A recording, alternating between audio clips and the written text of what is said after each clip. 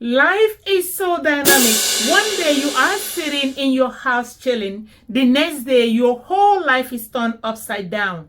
That was exactly the statement Miss Sonia Ekweremadu, the daughter of former Senate Deputy President, said when the BBC reporter asked her what has she learned in all this kidney harvesting ordeal. So this takes me back to what the psalmist says in Psalm 90 verse 12. Teach us to number our days that we may have the heart of wisdom.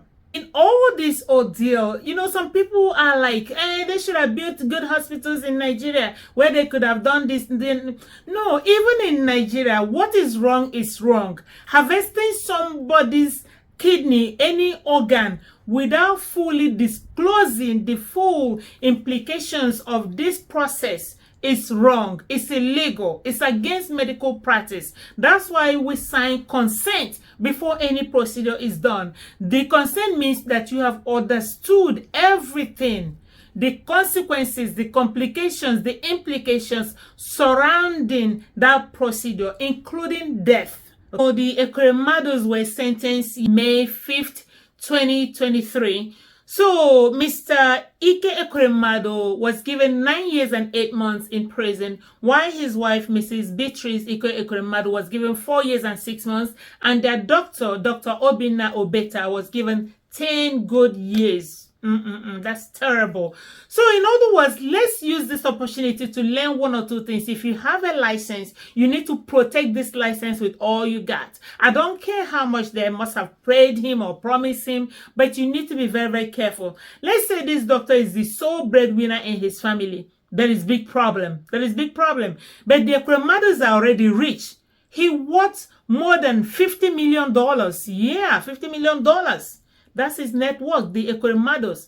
So these people have houses all over the world and they can easily go anywhere and feel at home. Their children are in UK studying. That's why Nigeria is in a mess. They don't care about the student being on strike. They don't care about the road. They don't care about the hospitals. They don't care about the light because their kids are somewhere enjoying heaven on earth. But look at how things can flip around. So if anybody would have told the Ekweremadu'S by this time this year they would be in prison in a foreign country, they would have said, no way. Now them get Nigeria. They feed Duam and get away with it. Nothing mega. But look at it. The coin have been flipped all over. In other words, I empathize with them as human beings. But these people took advantage of a vulnerable population, a less privileged population, and they took this young man into harvesting his organ to give their daughter who is suffering from nephrotic syndrome. In other words, what is nephrotic syndrome in the first place? So this is a condition where the kidneys are not filtering blood very well.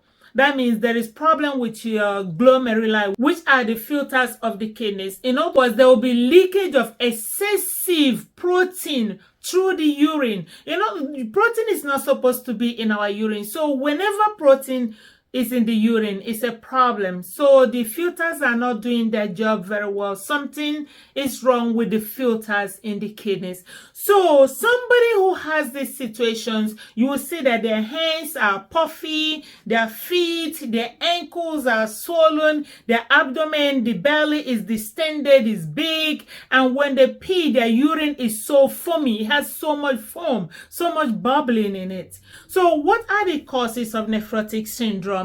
Something like hepatitis B, malaria, diabetes, lupus, certain cancers can also contribute to the situation. Even taking some pain medications such as NSAID, the ibuprofen, Advil, all these things can also contribute to somebody having a nephrotic syndrome.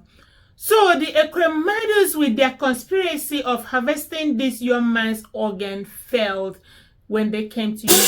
If it was in Nigeria, they would have gotten away with it. So it's not a matter of there's no place to do this in Nigeria. There are so many hospitals that could do kidney transplants safely in Nigeria. FMC in Umuahia have done multiple times of successful kidney transplants, not to talk of Abuja and Lagos. So they decided to do this outside the country where their daughter would be in the safest hands possible. So they have the money to fly anywhere in the world. They have houses to places they want. So they felt like, yes, their daughter will be better off being over there. So they bargained with this young man. However, they found him.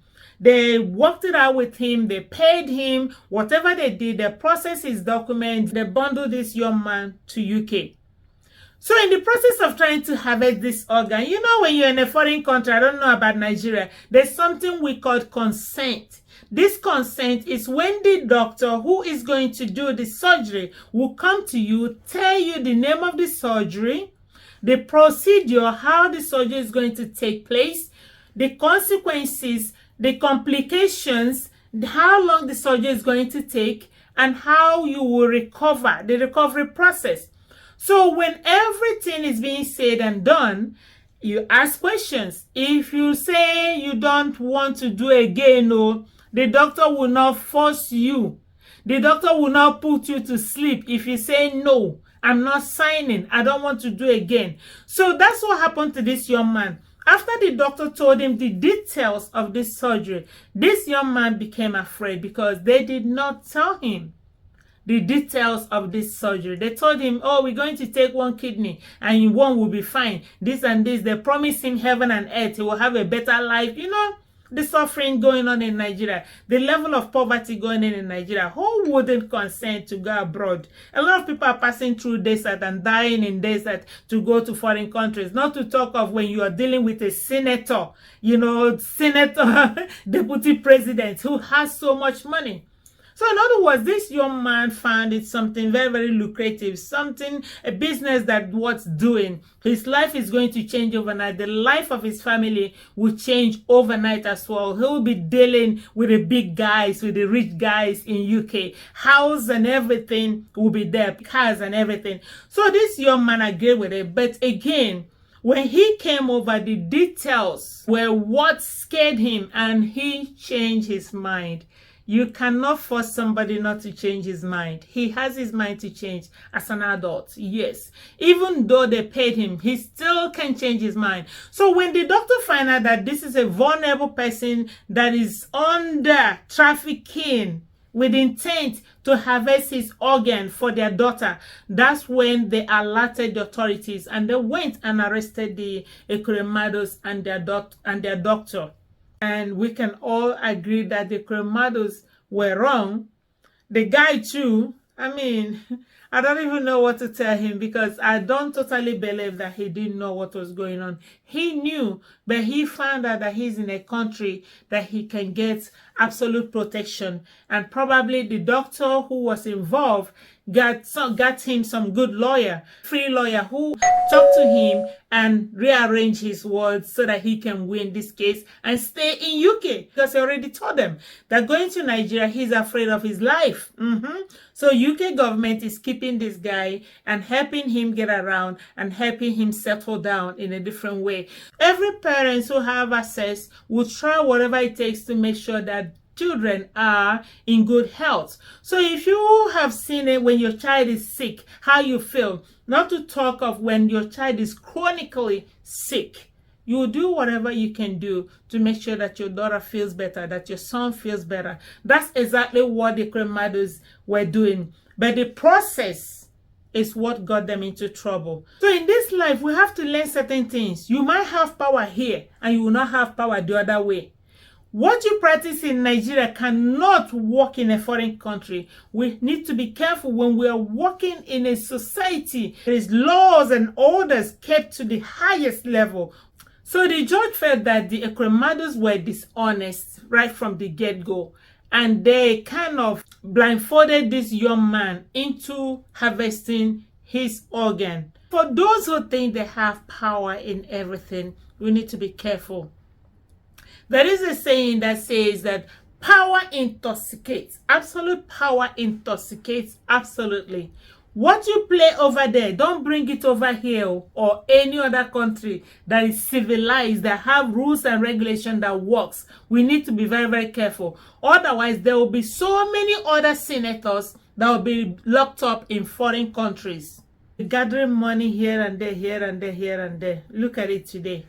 you are the mercy of somebody giving you food, whatever they cook for the other criminals, the poor people, that's what you will eat. The bed with the laying, that's what you will lay. This is not in Nigeria where you'll be giving special treatment. No. You're going to be where they are. And when they are walking, you're going to walk. When they wake up, you're going to wake up.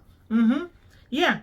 Everything, you're going to be taking a shower in public bathroom. Okay? So again, my heart goes out to the family. My prayers are with Sonia for quick recovery. And she also mentioned that there have been so many people who came forward to donate kidneys for her. So they're going to do the testing to see if she will get a match, and hopefully she will get a kidney transplant. So again, I hope we have learned our lessons. The mess we make over there, don't bring it over here. It's not going to work. And if God has given you healthy children, thank your God. This life, like she said, is very, very dynamic. That's a lesson every one of us should learn. And we should have it at the back of our mind. I hope you have learned one or two things about absolute power, about abuse. They say what goes around comes around. And they used to say that the evil people do live after them. But today, guess what? The evil people do live with them. So we need to be careful. We need to be very, very careful in everything we do in this world. Make sure that your hands are clean, that you're doing it. If you're working for God, just be careful how you do things, who you oppress, who you abuse. Take only what belongs to you. Don't take somebody else's. Because if you take somebody else's, you might be acquiring that person's problem as well. I hope we have learned from the Ekweremadu'S, because what works that in that zoo country is not going to work in the foreign countries. If you are given money to do something as a senator, any level of being a politician, please do it. Do it. Don't keep pocketing, because you might not be there to enjoy that money you have been pocketing. So we need to be careful so that we don't bring curses to ourselves and our children, generations to come. Alright guys, thank you all for watching another beautiful edition of Annie Otto Vlogs. Please do not forget to like, share, and comment on my videos. I'm your girl, Annie Otto. I love you guys. Bye guys. Bye.